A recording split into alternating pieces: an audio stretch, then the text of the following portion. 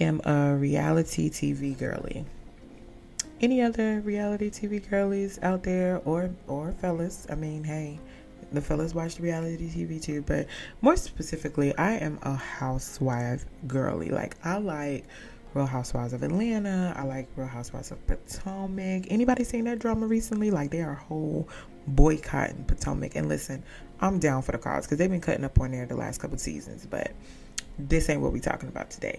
My point is that, there's one franchise of reality TV that I'm just getting on a wave about, and I know I'm late, but Married to Medicine. Y'all been watching Married to Medicine? Like, pause. Everybody been watching it but me, because I'm late to Married to Medicine, and I absolutely love Married to Medicine for so many reasons. Like, I'm on season 5. I've been binge watching, y'all. And I think it's like 8 seasons. I'm trying to catch up. So if you've been on Married to Medicine, like, I'm behind. I really like these ladies. I love the Black excellence that is exhibited in the show, as far as, everybody being doctors and professionals, and it just gives me all the feels. But listen, I love these girlies, so I am just catching up. That is my guilty pleasure. I feel like we all, have a guilty pleasure. Trashy reality television just so happens to be mine. I love it. I can't get with the other stuff. Like, I can't get with the Love and Hip Hops. I try. I think I watched season 1 of Love and Hip Hop, like way back. I can't do like Love and Hip Hop. But I'm a housewife girly, and to me, Married to Medicine reminds me a lot of Housewives. But I said all that to say, I was watching an episode recently, and I'm just getting introduced to Dr. Contessa. If you watch the show, you know who she is. And there was a scene on the show where Dr. Contessa and her husband are both physicians, and they're talking about the fact that, their job and work just takes over life, and they don't have enough time to devote to the children. They had a nanny and things like that, and the husband called one day picking up the daughter, and Dr. Contessa broke down crying in her office because she couldn't be there to pick her daughter up, and it just went into this whole other conversation about what she's missing out on, trying to juggle work, trying to be a working mom, trying to be, present for her kids. And it just took me to a place. Because a lot has been happening the past couple of weeks, y'all. And I've just been trying to keep up, people. I've just been trying to keep up and stay afloat. And I was training a new hire the past couple weeks, and she was telling me about a book called Jugglin Elephants. Now, I've never read the book, okay? I'm not a book person. Like, I'll listen to the book, but I ain't read the book. I do plan on getting the book, okay? I want to read it now because I'm curious. But I remember when she said it, I was like, man, like, that's exactly in my head. I'm saying this to myself, like, Juggling Elephants. That's a good comparison to what I feel like these past couple of weeks. I feel like I am juggling elephants. Like, the weight of everything has been just coming at me, y'all, and it's just been feeling like too much. But somehow I'm keeping this circus afloat, and today we're going to talk about it.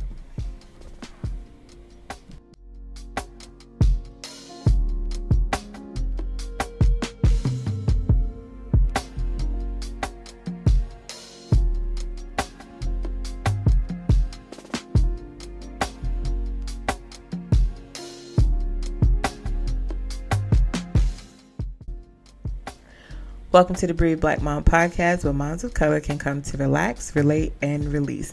I'm your host, T. And what's up, my BBMs and BBLs? Pause. I've missed y'all so much. Listen, I just told y'all in the intro, the past month, listen, absolutely bonkers. I don't know if I'm coming and going. I'm just here right now. It's all I know. Okay. And I have been trying to juggle all the things with all the people, and not enough time in the day or in the year. We just need another day. We need extra days. We need extra time. But this is why I had to take a break.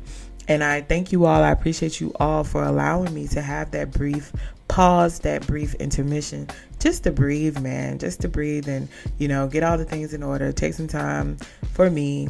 But I am finally back. I'm back this week. We are going into episode 15, and I still can't believe we got 15 whole entire episodes in this season. Like, wow. Like, wow, it's really a thing. It's really a thing, y'all. It's a thing. But yeah, we're past mid-season. Like, we got a couple more episodes to go. We almost at the end. But before we get into all of that, and before we get into episode 15, y'all know the drill. We ain't been together in a couple of weeks, so here we go. If you haven't already, please follow the Breed Black Mom podcast on Facebook, Instagram, YouTube, Apple Podcasts, and Spotify.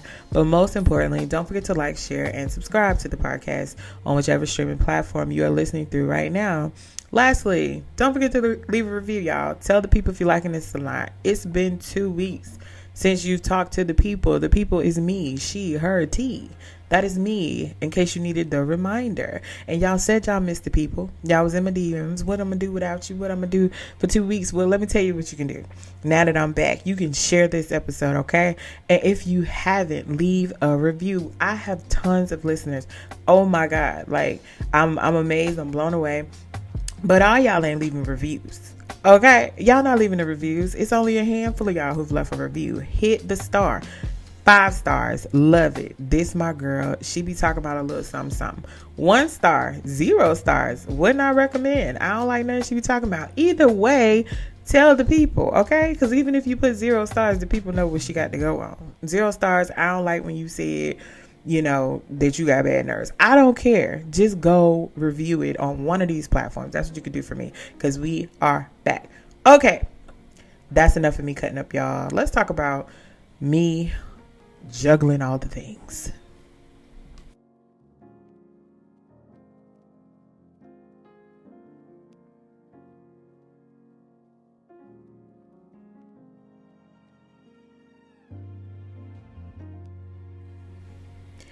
Now, usually when I'm preparing for my episodes with you guys, I type up this nice little outline and I'm highlighting each area and I'm correcting and I'm revising and editing and going back through it and saying what I want to say and no, I got to say this and don't forget to say that. And nope.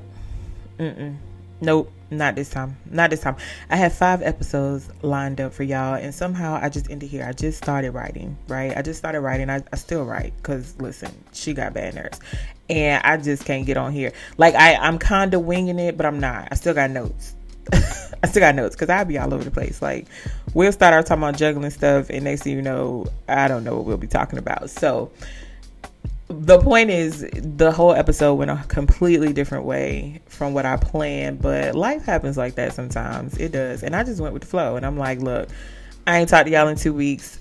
It's been a lot going on. Why not meet y'all right where I'm at? And let's talk about all the things I've had going on and what I'm doing to manage them, which, you know, spoiler alert, y'all already know. I don't know. I don't know what I'm doing. Y'all already know the answer to this, because this is what we talk about, because we real and we raw over here. I also just believe in, you know, God's divine timing, and for some reason started typing, and this is where we ended up with, look, this is what we're going to talk about today. So let me just tell y'all, you know, all the things I've been up to the past couple of weeks, and, you know, how I've been trying to juggle it all.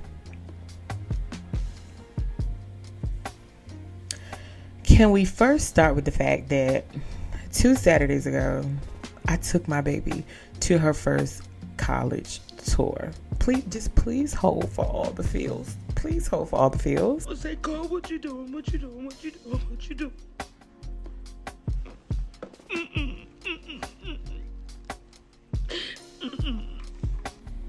Y'all, like, has 18 years flown by that fast? Like, it has. I mean, I know it has. She's gonna be 18 this year. And you know, people say all the time the whole little cliche, oh my God, it feels like it was yesterday when they were born. Oh my God, I was just changing their diapers. But it's true. That's exactly what it feels like. Like, I really get it now. I get it. And it's not just a cliche statement. I really do feel like it was yesterday when I was packing her little pink Hello Kitty book bag and her little pink Hello Kitty lunchbox for her first day of kindergarten. Like, it feels like yesterday walking her into her classroom. And then 2 weekends ago, we're walking around campus, talking to admission counselors, like discussing the possibilities of my baby leaving me next year to go to this big city and be on her own. Like, literally all the feels, man. It was so surreal. It was so surreal because, first of all, First of all, mama looked like a student. And I'm like, where do I sign up? Because I could be right here on campus with these kids. Let me stop. But we were really impressed. Really impressed with this school. It's her top choice. It's an art school that, that is what her dream is. And the environment and the atmosphere was just absolutely what she needs, suited her. And we're just praying that Jesus gonna work it out. Yes, Jesus gonna work it out. that she could go there. Like, she saw her people, like we like to call them, just the people that she, I think, would gel with, connect with, and got to speak to some department chairs, got to speak to some professors. And I just was blown away. Like, my baby really going to college. And I could just tell she felt safe there. So it really made me feel good. Like, seeing her face light up when she was talking to these people about, what she wanted to do and all the things she could do with a career. And I'm just standing there like, we really about to send somebody to college, man. But you know what else? You know what else I realized too? Like, all the feels aside, she ain't ready. She ain't ready to be on her own yet. And that's very much my fault. Like, I know it's my fault. It's me. It ain't my husband, because the stuff he used to try to tell me to do, I'd be like, I'm not doing that because she my baby. I have not prepared this child to be on her own. And I'm sitting there realizing that, like, oh my God, like, we got a year. Like, we really might have a few months, because she may go to this summer program with this same college. And I'm like, who gonna wake up? Like, I'm still sitting with myself, for real. Like, I coddled her far too much. And mamas, listen, learn from me. Don't, like, prepare these children.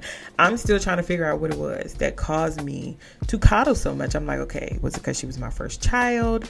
Was it my own fears and my anxieties? Because y'all know how I get.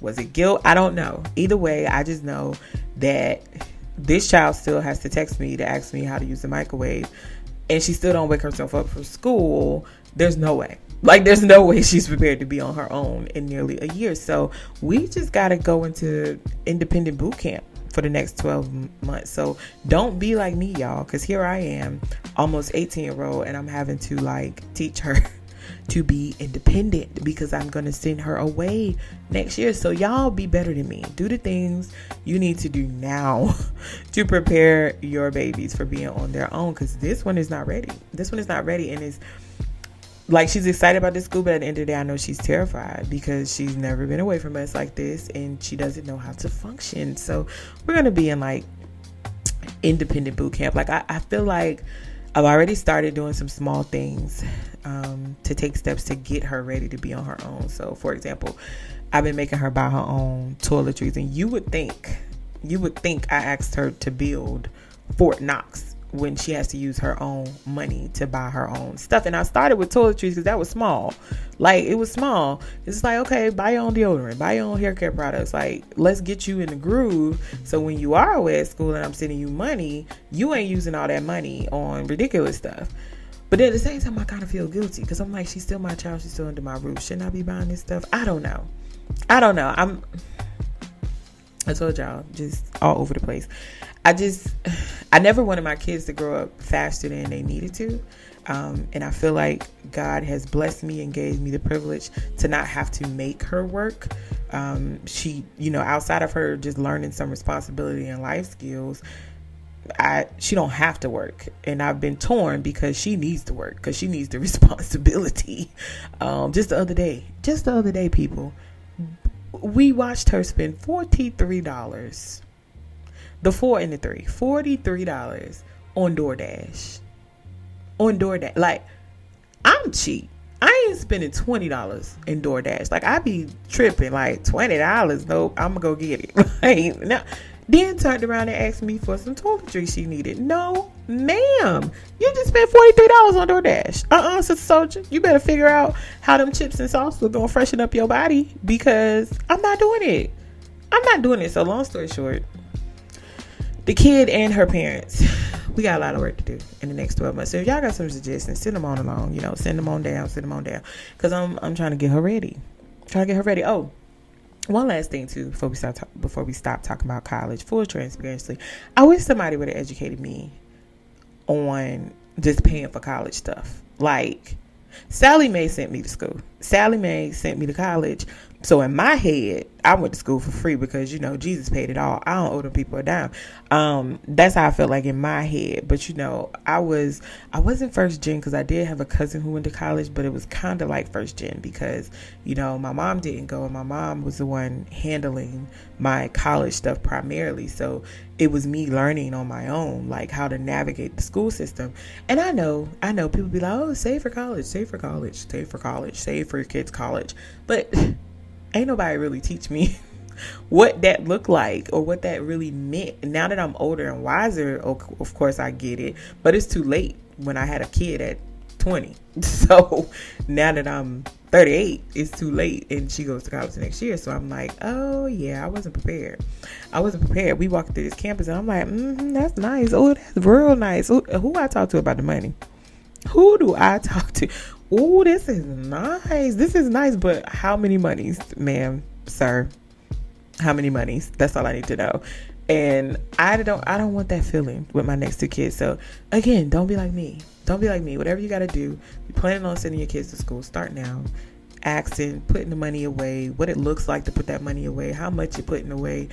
Ask the questions now. I didn't take full advantage learning about what that meant, and for those of us like myself who are in a different tax bracket where, you know, the government ain't on our side in this, and, you know, she can get some loans, but other than that, I don't know. So y'all just pray our scruff with a K. Put us on the prayer list and we just gonna believe that, you know, she gonna get into the school and all is just gonna be well.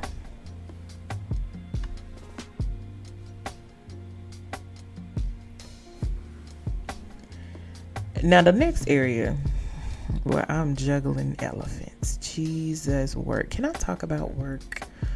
Can we talk about work? Just please, for a second, give me a few minutes to vent about work, because this has probably been the biggest elephant. I don't even know if it's an elephant. I think it's a cruise ship at this point. I'm juggling elephants in one cruise ship. And a big part of what drove me away from y'all for 2 weeks. Like, work is driving me crazy. I was recently promoted in October.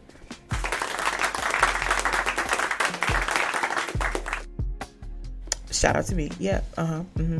Yeah. But it wasn't all it was cracked up to be, right? Like, you know those saying, new levels, new devils. That's sort of how I feel. That's sort of how I feel with this new position. And when I say devils, I mean challenges, like both personally and professionally. Just this new role has challenged me in so many ways. My boss has probably been my biggest challenge in this role.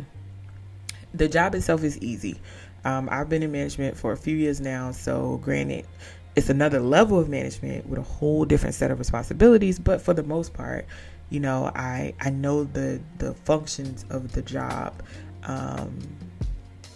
but it's my boss. It's my boss. She's probably the most problematic part of this adjustment. But you know what? I'm not gonna go on a rant about her because I told y'all before, I don't want to use my platform for that purpose. I'm not going to bash anybody on my platform. I'm just going to pretty much give you the lessons that I'm learning from this situation. It's forced me to do some work, man. Like, it's forced me to do some work. And I'll say the biggest work it is forcing me to do is to put boundaries into place. Protect your peace at all means, especially if you're a working mom. Protecting your peace, putting boundaries into place when it comes to trying to juggle the work-life balance and making sure that you have what you need to fulfill both mommy and job roles. Like, the other thing is, when you have a complicated boss, document all the things. Don't let nobody gaslight you or make you question your ability to do your job, because you're there for a reason. Okay. What I realized through this challenge with work, I'm also half the problem. I'm half the problem, y'all, because I'm an accountable person. Like, I don't have no problem saying, yep, you the problem, but I'm also the problem. Like, I am very accountable. I'm very much aware of myself. And I've been drowning. I'm not drowning as much anymore, but I was drowning, like, to the point where I was discussing with my husband the possibility of either quitting or taking a leave of absence, because I couldn't keep up no more. I couldn't keep up. It was getting out of hand. I won't sleep in y'all, like, at all. I wasn't sleeping. I was crying a lot of days, and I'm literally like, okay, what did I do? Like, what did I do in saying yes to this position? I ain't had time for nothing. Like, nothing. Every time somebody see me, I was working.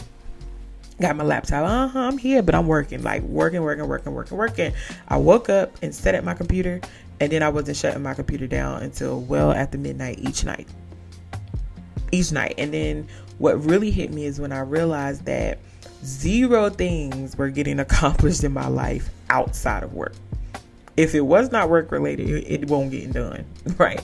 I was forgetting all my kids' stuff, and I'm the momager of the house. Like, I keep up with all the calendars, the schedules, the book reports, the projects, the rehearsals, the doctor's appointments, all the things. And my family was just out here floundering, child, because other than, hey, how was school? I ain't had nothing else to give. Nothing. Like, nothing besides work. Hey, how was school? Okay, mommy's working. That literally has been my life for the past couple months. And mom guilt was starting to set in for me. It was literally down to choosing between my mental sanity or this job. So I finally requested a meeting with the big boss, my boss, discussed it, was very vulnerable about all the issues I was facing, including the stuff with my boss.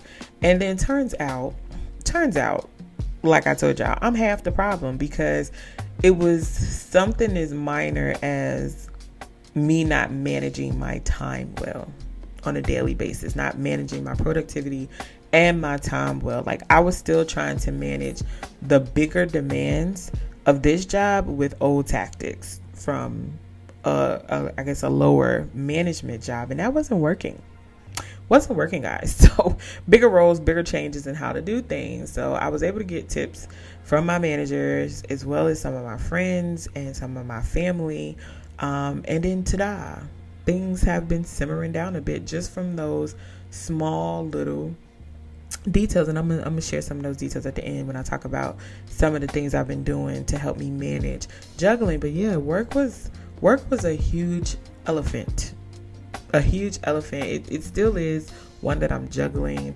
Again, my job is high demand, and it's the work life balance that I have really struggled with. And speaking of work and life balance, like I mentioned in my opener, I got hooked to Married to Medicine, and I'm watching the scene, and as I was watching that scene, I'm tearing up because I get it. I'm not a doctor, and I ain't making the big bucks and stuff, but I relate to the struggles of being a working mom. Like, before I get into this, like, first, let me shout out the stay-at-home mamas, because y'all are truly the goats. Like, y'all are the goats. Y'all don't receive far as much credit as you deserve, but I found myself envying y'all lately. I ain't even gonna lie to y'all. Like, as much as I absolutely love my job, I absolutely adore what I do, I know that I have been assigned this gift to do what I do, but I've also been assigned the gift of raising little humans. Like, y'all hear me joke on here all the time about my kids and how frustrating it is, but I don't ever want y'all to get lost in, my jokes and my humor, and, miss the fact to, be open and honest about how much of a struggle it is to not be able to mother them like I want to when I'm a working mom, if that makes sense. Work consumes me. It consumes my life, and it takes away from the time that I get to spend with my children. And it's a struggle for all my working mamas out there who understand. I'm also a super mama. Like, I want to be the one who is involved in all the things, knowing all the things, be all up in the business. I already told y'all this in the previous episode. So with the work doing a number on me, I haven't been able to be present like I like to be or keep up with the stuff like I normally do. And that's when it was a red flag for me. Like, okay, you doing too much. Like, something gotta go. Like, because I never want to be the person where work comes before my kids. Like, ever. Like, ever. When I mentioned, I think it was my last episode that I forgot the kids had spring break. Like, I really was bothered by that. I spent days venting to my husband. Like, oh my God, I feel bad. Like, we gotta go. We gotta go somewhere. We like to go in my house. Like, we like to go. I love to give my kids an experience anywhere. So any little opportunity like spring break that I get to take my kids somewhere, I like to take full advantage. And the fact that I missed it and didn't plan for it, was killing me. It was killing me. And I missed both my kids, last award ceremonies. And again, big deal for me because I go to every single one of those. Things like that is very important to me. And I know it was just one that I missed, but it tore me up, like, that I couldn't be there, because that stuff for me means the world to me, and it means the world to my kids. Like, just knowing that they was going to be there, looking into the audience, and I wasn't there, just was like, is it worth it? Like, do I really got to work? I'm about to listen, who got an amateur night open? Because I don't like it. I don't like it. And while we're here, I just got to vent for a second about the homework and school expectations when you're a working parent. Like, some of these schools' expectations with homework and schoolwork, it doesn't fit the lifestyle of a working parent who also has kids involved in everything. Like, I don't know if that's my problem or school problem. I think it's a school problem though. I think it's a school problem because I was frustrated last week having to deal with this. Now, I love my daughter's teacher. I think they're amazing. But my second grader currently comes home with a homework packet that is comprised of at least 1 to 2 worksheets she got to do a day. On top of the fact she has to study for her spelling words every night because there's a test on Friday. And then they want them to complete 3 different online platform activities each day. Like, not one you log on and then you do 3. No, 3 different platforms. IXL, Kids AZ, and Extra Math. Like, these are 3 different homework platforms that they want her to get on. When I got time to do that? When we got time to do that? Like, we don't get home with our kids until about after 6 most days. And it is go time once we hit the door. We got baths running, dinner going. My kids have very strict bedtime, so they in the bed. Like, we got medications, we got winding down, like, ain't no time for no more homework. At minimum, my daughter gets her packet done where she goes after school. She gets her packet done. Okay, now I gotta come home, do more, and add 3 more assignments. Like, when do I have time to do that in that time frame? For like a stay-at-home mom, for example, the kids get out of school at 3. They got plenty of time, which for me, that's still some excessive homework. Very excessive homework for a 7-year-old and for a child that has ADHD. That's a lot. But anyway, daily challenge for me. And it also adds to the to the guilt. And I'm just like, look, because at the end of the day, my kid is going to be the one who suffer. Homework is very heavily graded at her school. And I just don't think it's fair. Like, I don't think it's fair. It might be my opinion. It might be my fault. I don't know. Might be a working mom frustration. Working moms, let me know. I don't have time to be on the PTA and all the other things to tell people how I feel because I work. So I'm just out here yelling my frustrations out to y'all in this microphone instead. But then on top of all that, work, school, it's the fact that my kids your kids still got a kid, okay? The kids are still kidding. They still got doctor's appointments, dentist appointments, play rehearsal, dance practice, physical therapy. All the things, y'all. I just told y'all I'm the momager. My teenager just recently had shoulder surgery. She got physical therapy every week. On top of the middle one is in a play rehearsal every week. Oh my God, y'all. Like, I'm laughing, telling y'all all over again because I'm just like, Tiana, like, what are you doing? And then add grocery shopping to that. Let me tell y'all something. I have a disdain for the grocery store. I really, truly dislike and loathe the process of making a grocery list, going to the store, and grocery shopping. I don't like it. Mainly because of all the stuff I mentioned above. It's more of an inconvenience than anything to my day, to grocery shop. Like, I don't have time. I have too much other stuff to do. I feel like it is an inconvenience to stop, push a cart around, y'all. When I discovered Instacart during, COVID, I was like, oh, absolutely. It changed my life. And Target pickup, Walmart pickup, all the things. But then more than I'm a convenience girly, I'm a cheap girly. Okay, I just told you that. I can't have both because Instacart charges you more for the grocery. And when I realized that, oh listen, I was going to have to pick a struggle. Because I ain't about to pay you more for my grocery when I can go up in the store and get them cheaper. So I guess I don't know. I guess I'm going to have to decide then. I don't know. Because it's either I'm going to fuss about this or I'm going to get Instacart. I don't know. And then my kids, they don't never get sick when I'm off work or when I have downtime at work or when something ain't going on, when the calendar empty. They get sick in the middle of a state audit and an agency-wide accreditation at my job. That's the times they get sick, because that's when they got sick recently, all at the same time. I don't know what this kryptonite pollen is that's in the air, but it had all my kids down for the count. One had a sinus infection. I think the oldest one had a sinus infection last week. We weren't sure. It was giving flu, maybe sinus. I don't know what it was. Then the little one just needs to be in a bubble. Y'all know, I don't know if y'all know, she got asthma. She's been having very severe, allergic reaction. Okay, maybe not very severe, because I say very severe, I'm thinking like hospital, but bad allergic reactions to pollen, like the red and swollen eyes, the hives all over her face. I'm just like, what? Give me a break.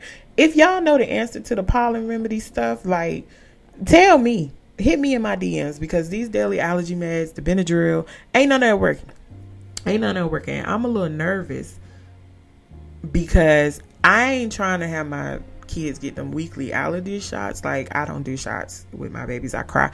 And I just really suspect that her doctor's gonna make her do that. But if y'all got like allergy remedies or something, tell me. Hit me up in my DM, email me something. Tell me how to help with these allergies, because the little one, the stuff that they giving ain't working. Like, it's not working, and I can't listen. Somebody help me.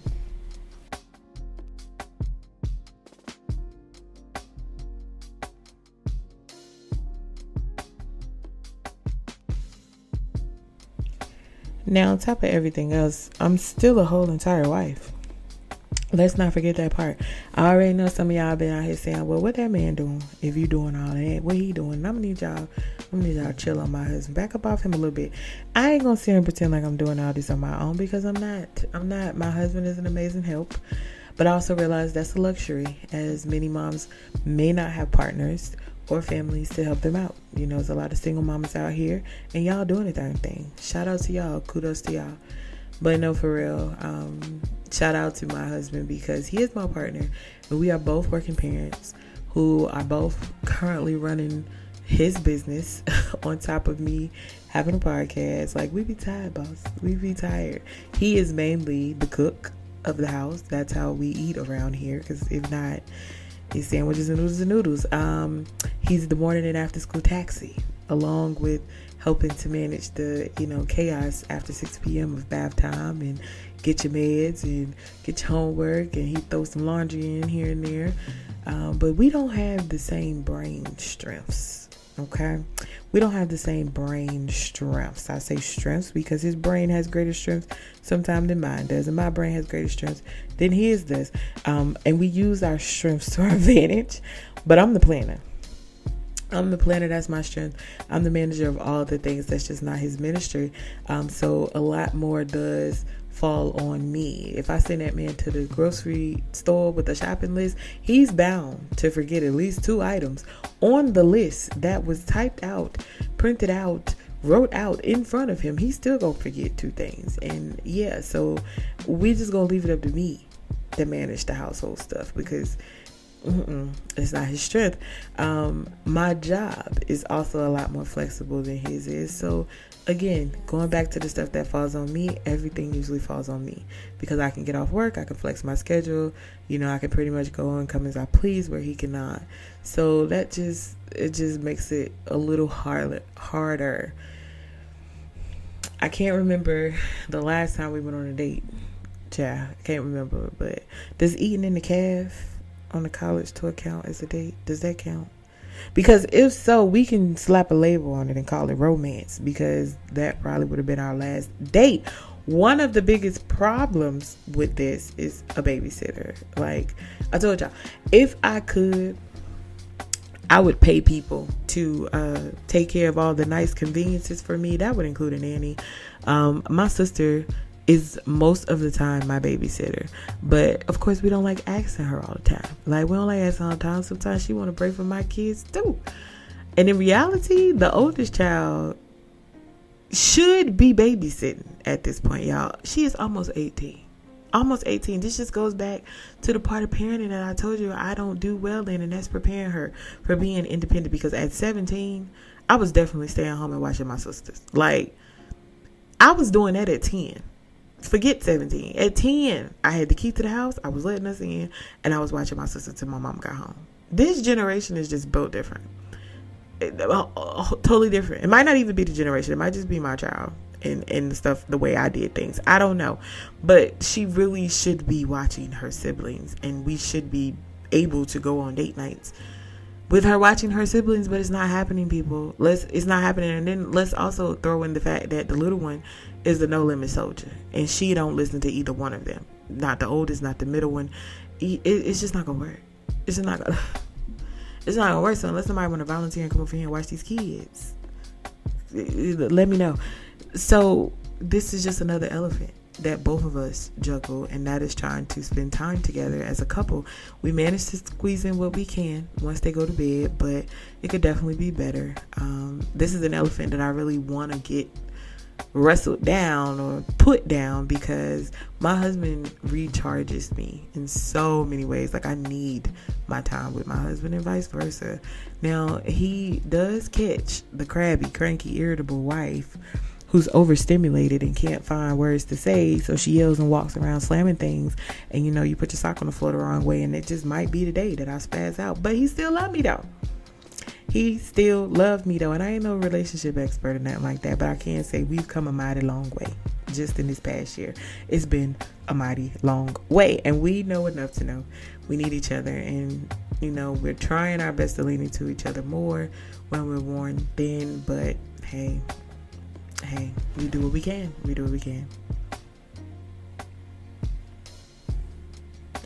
And then there's the leftovers that make up who I am. The trying to be a friend, the trying to be a sister, a daughter, a good steward over tea, myself, the person.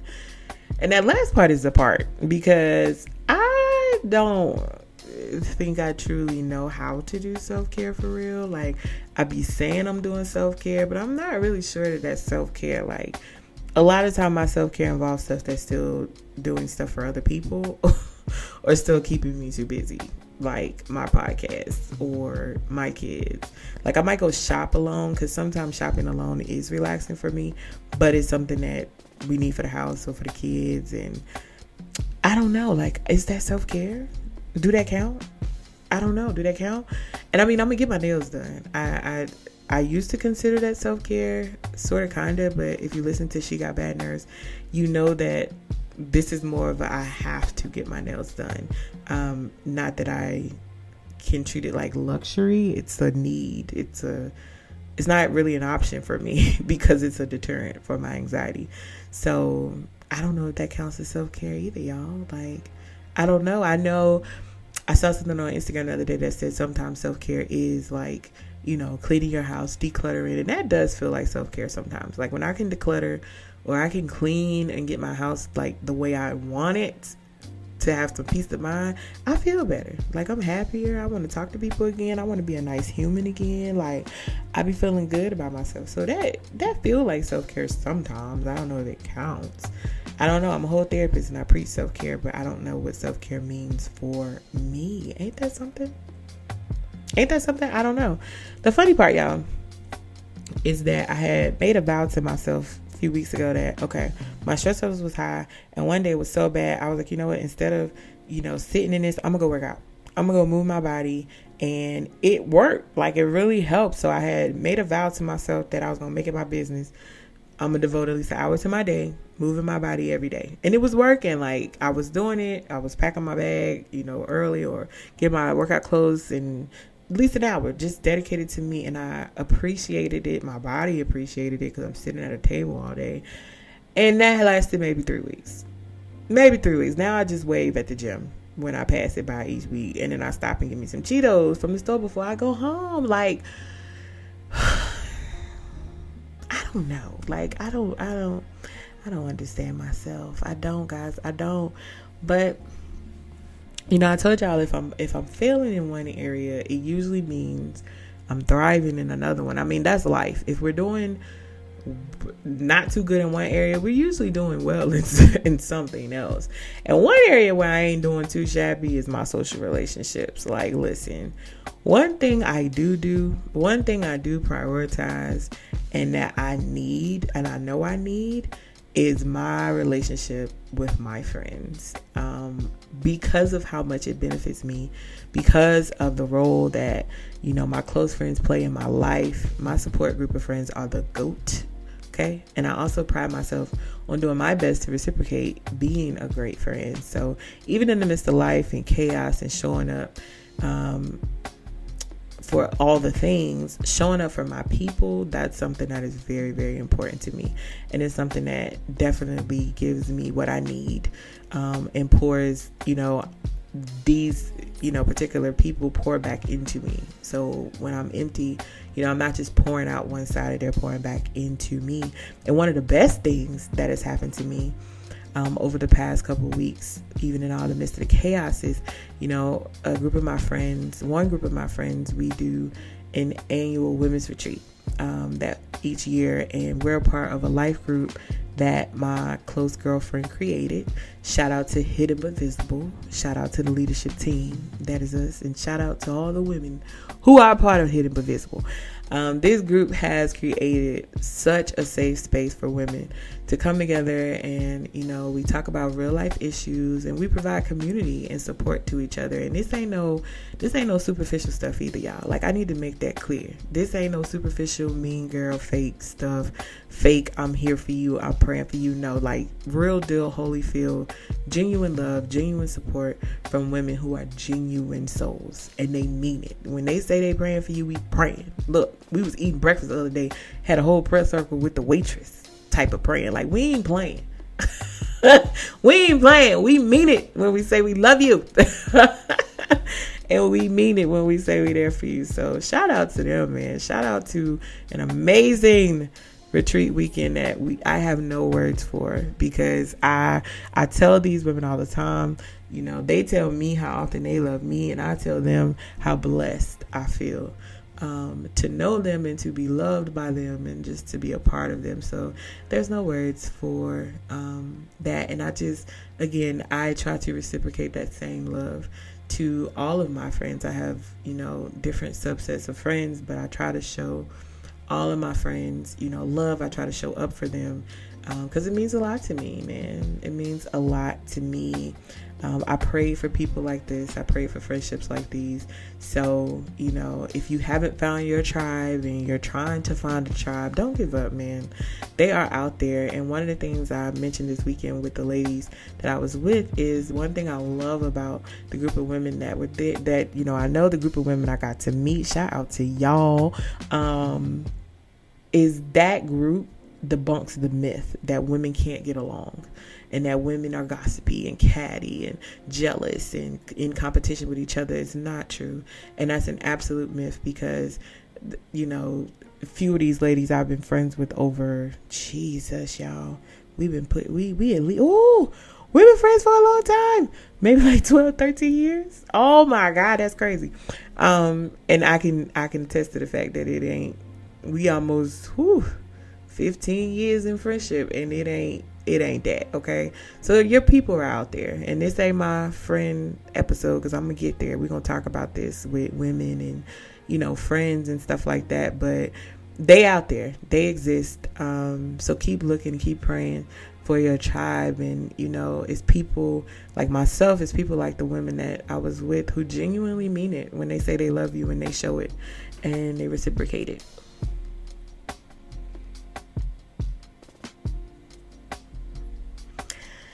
So here I am, y'all, out here juggling all these elephants, making some time out, you know, to share all these hard parts of, you know, the hood that I know best is motherhood.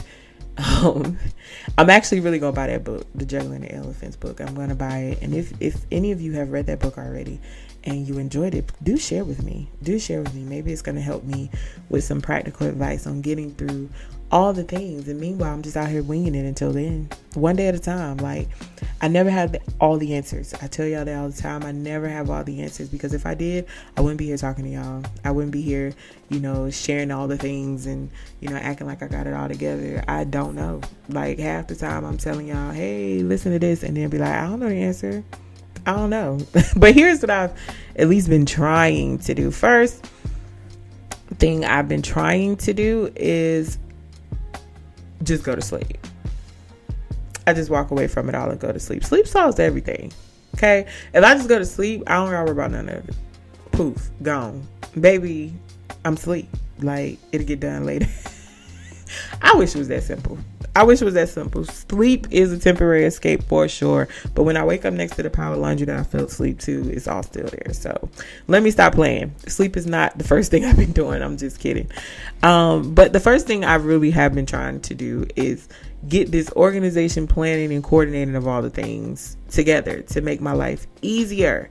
One thing I know about me is when my life is planned, and this is just me, because this ain't everybody ministry. Like, some of y'all, you know, it's okay if you don't need planning and organizing. Like, don't feel like you have to do that. For me, it decreases my anxiety tremendously to have my life organized, coordinated, and planned out, right? One of the things that my cousin taught me, also a good friend of mine, was that, you know, using Sundays to plan out my week. Right? And what that looked like for me is the dreaded grocery shopping, for one. You know, getting that done and out the way, so I ain't running back and forth to the store every day, because that also takes up my time. But also doing things like syncing my calendars. So I had 2 separate calendars, y'all. Yep. I don't know why I thought that was smart, but I had like a work calendar and a personal calendar, and then that's how I was forgetting stuff, because I didn't have the stuff on the work calendar supposed to be on the personal calendar, stuff on the personal calendar supposed to be on the work calendar. Like, it just won't work out. So taking time out on Sunday to sync my calendars, plan out the important stuff for the week, and then prioritize. Like, this actually does work for me. I've only did it twice. But the 2 times I did it, it worked. I got to work on being more consistent, because your girl is a procrastinator. And then I ain't even going to tell y'all when I'm recording this episode. You're going to be like, what? I'm not going to tell you. It's none of your business. Just know you're listening to it, and we here, and we made it to the date that I was supposed to make it to. But yeah, somebody come get me, because I be procrastinating. Like, if I do my planning, my grocery shopping, getting my kids' clothes out, etc., all by Sunday evening, like, I usually am in for a really good week. So I'm trying, y'all, baby steps. Like, I'm getting there. I'm doing the little things. So that is something that has been working for me, that I'm trying. The other thing is, I said this earlier, I've been creating boundaries around work, better boundaries. So since my meeting with the big dogs, you know, I've been prioritizing my home life over that job. Like, I try my best to clock out and walk away at 5, at the latest 6, because sometimes my job is really not a 9 to 5. I manage a lot of different programs, so sometimes I am working after hours, but I've done better at setting the boundaries. I leave them never in the emails until the next day, because ain't nobody dying. And if they were, they'd call my work phone, like, before they die. Like, I'm doing better with that, and not jumping every time that phone go off, or jumping every time I see an email come through, like, saying it can wait, because most of the time it can. And speaking of that work phone, I'm starting to leave that thing, like, leave it in my purse, leave it in the room, because boundaries, you know, I'm trying to do better. I do block out my schedule now, so I can make important things priority. That was little stuff that I wasn't doing at work. I was literally trying to check all my email every day, and I get hundreds of emails in a day, and both my cousin, both my friends, and my managers at work was like, you're doing what?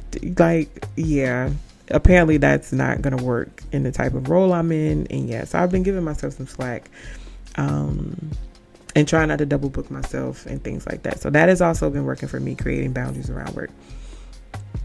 The other thing that's been working for me is self-reflection on what part of the problem that I play. Okay.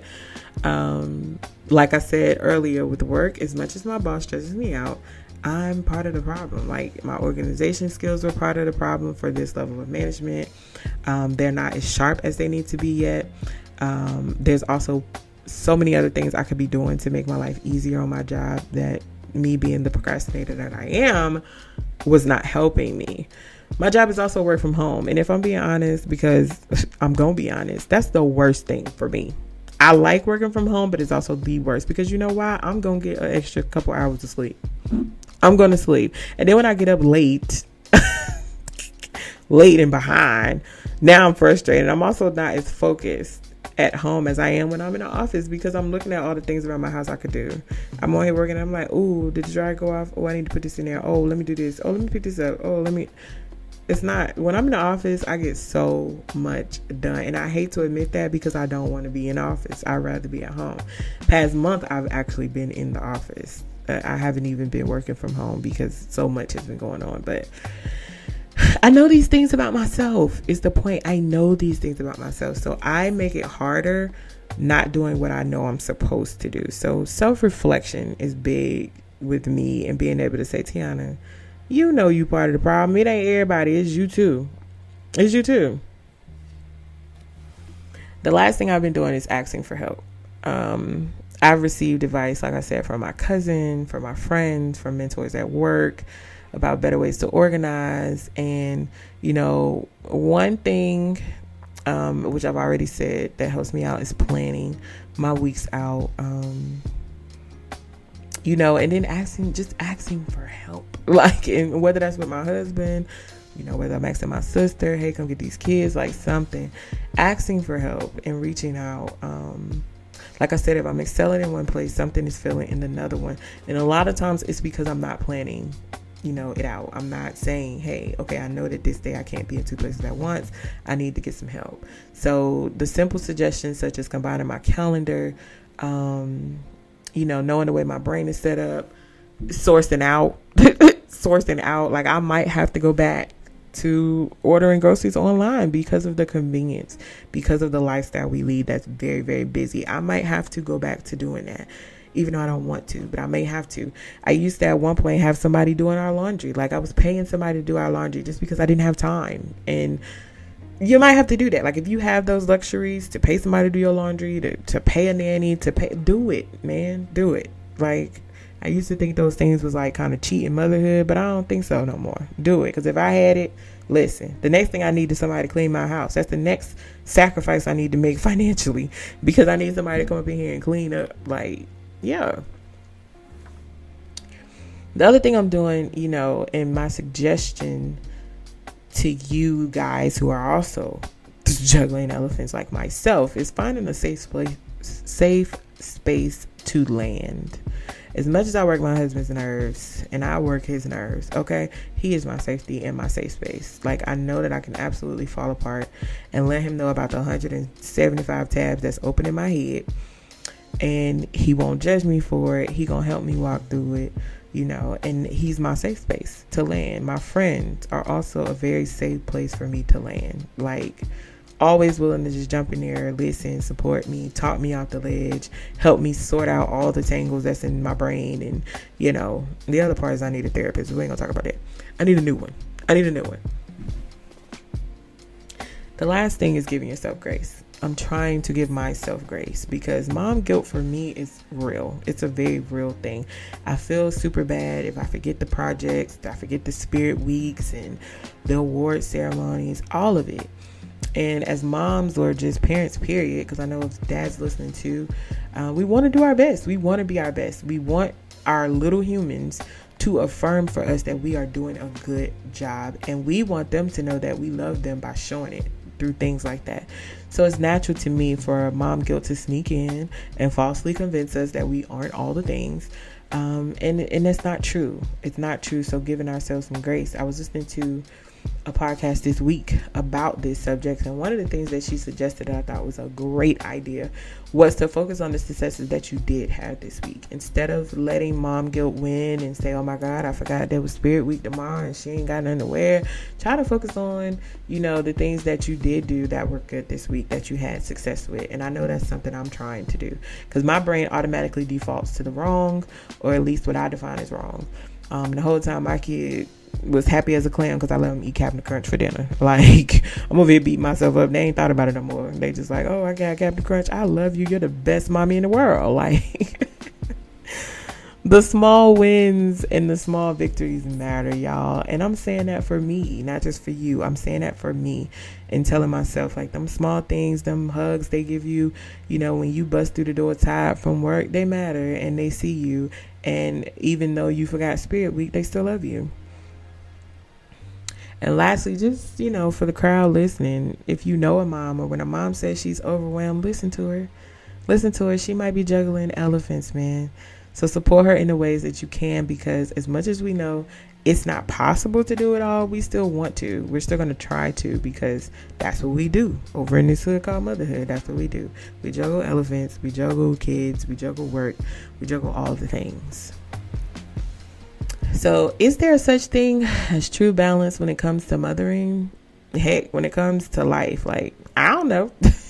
I don't know. I just know that some things won't get done. And I'm trying to be okay with that. I'm learning to prioritize and delegate, and starting with my kids, because them juggles need some more chores. That's probably part of my problem. I need to find some more ways for them to incorporate their, I don't know. They need to do something. They need more chores in their life. It'll make my life easier. But all right, y'all. Thank you for letting me vent. I had no idea where this episode was going to go when I started to do it, but I will say it was a very well welcome distraction from an episode that I have been avoiding for a minute. I'm going to stop playing with that episode and get that episode out, but I've been avoiding it. But this one was a good distraction, and I need to be obedient before God send me a will to swallow me up like he did Jonah. Have you ever been swallowed? Okay, never mind. I'm playing.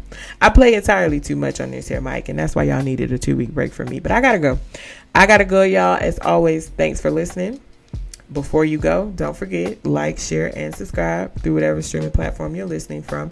Make sure you follow Breathe Black Mom, the podcast, on Facebook, Instagram, and YouTube for announcements and show updates. Lastly, don't forget to leave a review. Tell the people if you're liking this or not. Listen, the people out here juggling elephants and being the ringmaster of a family circus. But I'm honored to perform for an audience such as you all. And I'll talk to you all soon. Until then, just breathe.